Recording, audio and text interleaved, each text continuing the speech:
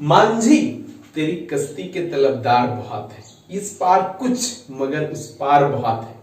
जिस शहर में तूने खोली है शीशे की दुकान, उस शहर में पत्थर के खरीदार बहुत है। Thank you. ऐसा कहा जाता है कि अगर कोई आपका प्रशंसा करे या निंदा करे तो फायदा अपना ही होता है, क्योंकि प्रशंसा प्रेरणा देती है और निंदा सही होने का अवसर। आप ही के लिए जो वीडियो बन रहा है ये टोटली आपके लिए मैं बना रहा हूं। मुझे ज्यादा व्यूज नहीं चाहिए। अगर 10 व्यूज ही मिलते हैं, 100 व्यूज ही मिलते हैं तो बिल्कुल ये यूटिलाइज होनी चाहिए। और बहुत सारे स्टूडेंट डिमांड को मैं स्टार्ट करने जा रहा हूं आज 12th बायो।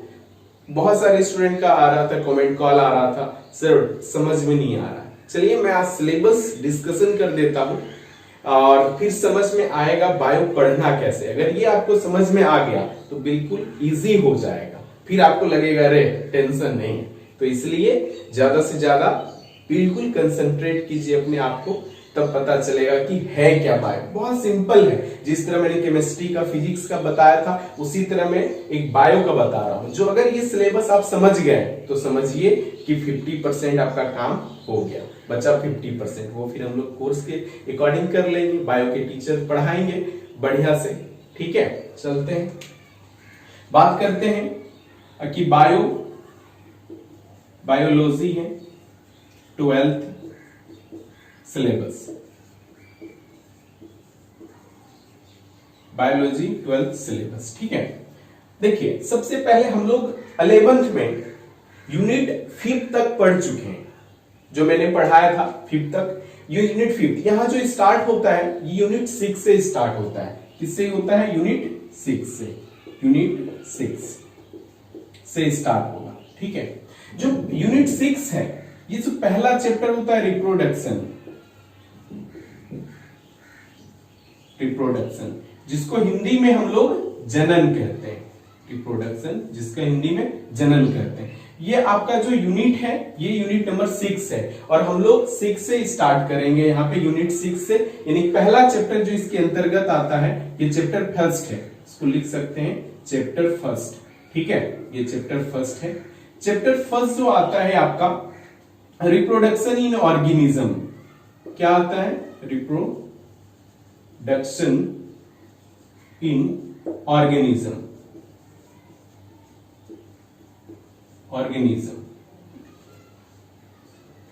ऑर्गेनिज्म, ठीक है। ऑर्गेनिज्म हो गया, reproduction in organism. That means जीवों में जनन, जीवों में जनन, ठीक है। ये हो गया। चैप्टर सेकेंड की बात करते हैं। चैप्टर सेकेंड अगर मैं बात करता हूं तो सेकेंड आ जाता है आपका sexual reproduction in flowering plant. यहीं पे लिख देता हूं मैं प्लांट्स, ठीक है। यानी कि sexual reproduction in flooring plants. इसका हिंदी देख लेते हैं कि flooring plants that means Pushpi पादपों में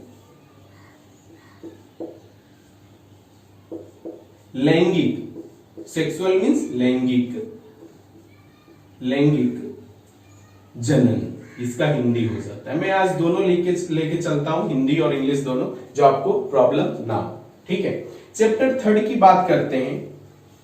चैप्टर थर्ड आता है इसमें सेक्सुअल हो गया, रिप्रोडक्शन हो गया। अब रिप्रोडक्शन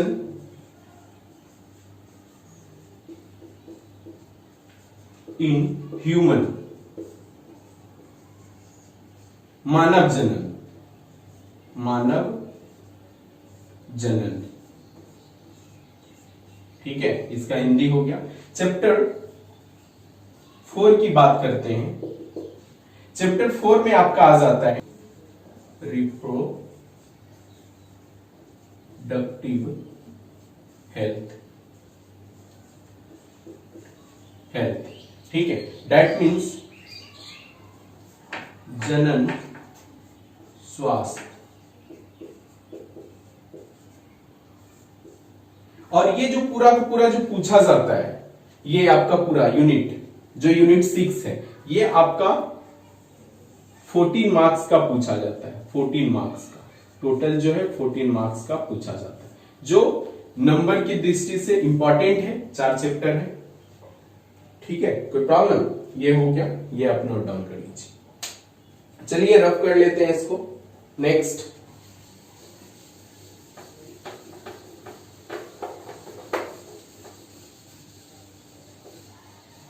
बात करते हैं यूनिट 7 की। 7 का जो यूनिट है वो आपका हो जाता है जेनेटिक्स एंड इवोल्यूशन। ठीक है, ये आपका चैप्टर नहीं, यूनिट 7 का genetic and evolution.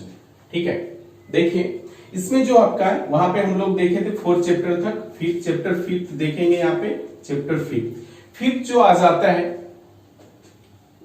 Principle of inheritance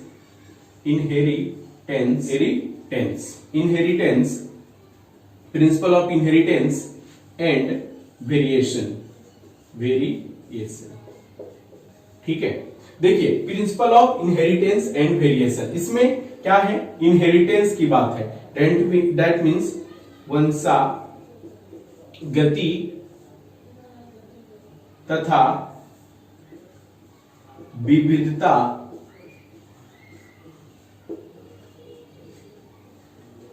के सिद्धांत विविधता के सिद्धांत, ये आपका चैप्टर हो जाता है, वंशागति तथा विविधता के सिद्धांत। चैप्टर 6 की बात करते हैं, आपका हो जाता है molecular basis of inheritance.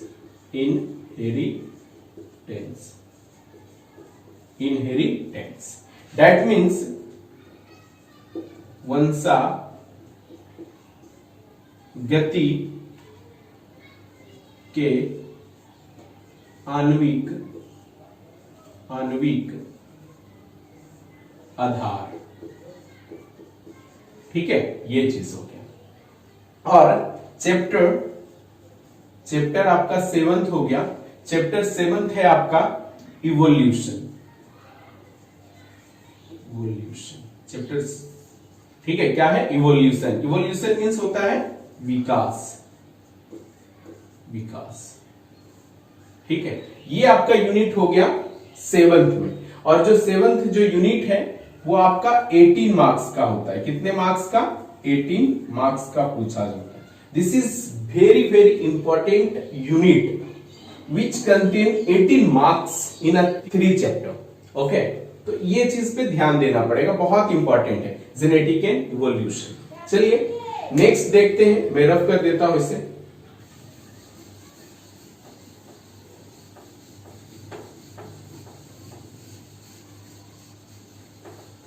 Unit 7th हो गया। यूनिट 8 की बात करते हैं। यूनिट 8, इसमें आपका जो आता है biology and human welfare. Biology and human welfare आता है। ठीक है, इसमें देखिए वो चैप्टर हम लोग कहां तक देख लिए थे। चैप्टर उसमें पहले में 4 थे, फिर 3 थे, तो 2 हम लोग ने देख लिया, तो हो गया क्या? 7। ठीक है, 4 3 7। अब 8 की बात करते हैं। चैप्टर जो है 8 की बात करते हैं। ठीक है, 8 चैप्टर 8 में आपका जो है सबसे पहले जो आपका है human health and disease. Disease, ठीक है। Human health and disease, that means मानव स्वास्थ्य एवं रोग, ठीक है। चैप्टर 8 की बात हो गई। अब 9 में देखिए, अब 9 में क्या करना है। 9 ह्यूमन हेल्थ हो गया एंड डिजीज हो गया। तो अब इसमें जो है strategies for enhancement of food production, enhancement of food production, ठीक है। यानी कि स्ट्रेटेजी मीन्स कार्य नीति होता है, ठीक है। इसमें ये चैप्टर में है, दैट मीन्स खाद्य उत्पादन के वृद्धि के लिए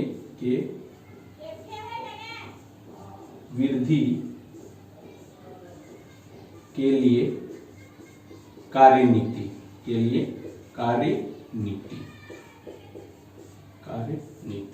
ये आपका चैप्टर हो गया, ठीक है। कार्यनीति, इसमें और चैप्टर है, चैप्टर नंबर 10, ठीक है। चैप्टर नंबर 10 में क्या होता है, देखिए जो 10 है, माइक्रोवेव्स इन ह्यूमन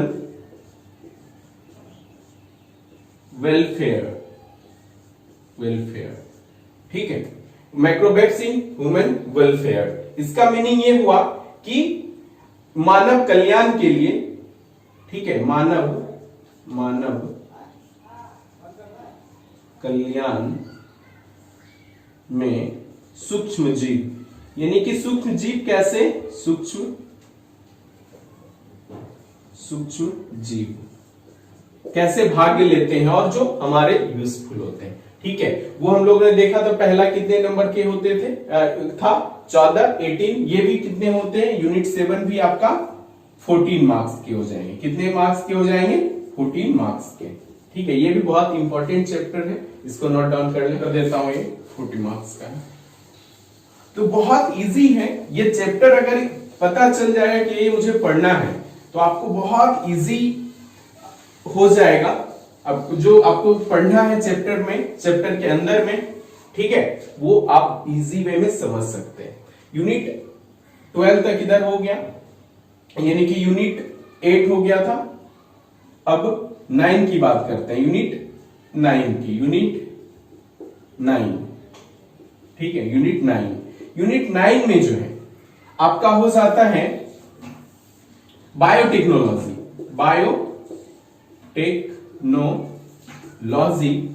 बायोटेक्नोलॉजी हो जाता है एंड इट्स एप्लीकेशन,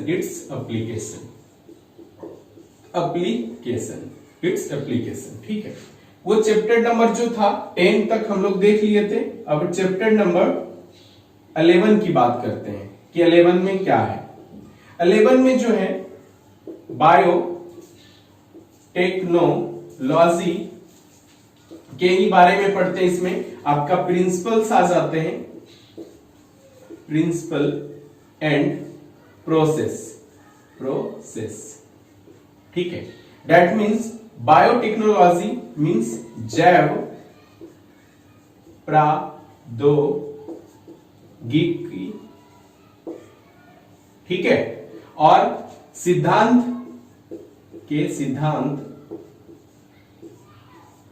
एवं प्रोसेस का प्रक्रम होता है, प्रक्रम, ठीक है। ये आपका चैप्टर का हिंदी हो गया। इसी में आता है चैप्टर 12 में आ जाता है bio technology and its application, ठीक है। ये आता है, दैट मीन्स इसका हिंदी देखें तो जैव प्रौद्योगिकी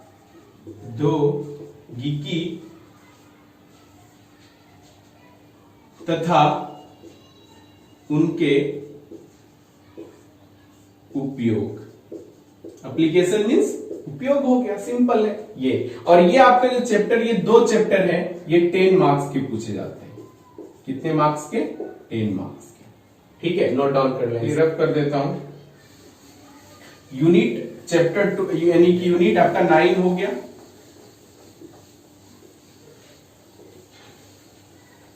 यूनिट 10 की बात करते हैं, यूनिट 10 की बात करते हैं। चलिए ऐसे लिखते, रोमन में लिखते थे यूनिट 10। ठीक है, इसमें जो आ जाता है आपका यूनिट 10, इकोलॉजी एंड इन्वायरमेंट।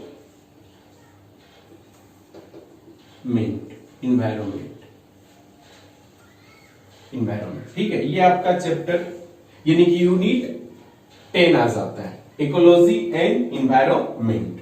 इसमें हम लोग 12 तक देख लिए थे, तो चैप्टर इसमें हो जाएगा 13 चैप्टर होगा। ठीक है, इसमें जो पहला चैप्टर आता है, दैट मींस 13 जो चैप्टर आता है, इसमें आपका आ जाता है organism and population. Organism means हो गया आपका जो भी जीव है, एवं समष्टि यानी पॉपुलेशन मीन्स समष्टि। ठीक है, और चैप्टर नंबर 14 की बात करते हैं तो आपको आ जाता है इकोसिस्टम, जिसका हिंदी होता है पारितंत्र, इकोसिस्टम। ठीक है, चैप्टर नंबर 15 की बात करते हैं तो आ जाता है बायोडाइवर्सिटी एंड इट्स एप्लीकेशन। ठीक है, इसका हिंदी बात करते हैं and its application. Biodiversity means हो गया आपका जीव विविधता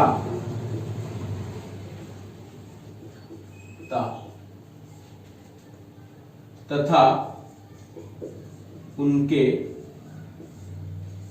उपयोग। और चैप्टर 16 लास्ट पर नॉट अ लिस्ट। ठीक है, इन्वायरमेंटल इश्यूज, दैट मीन्स पर्यावरण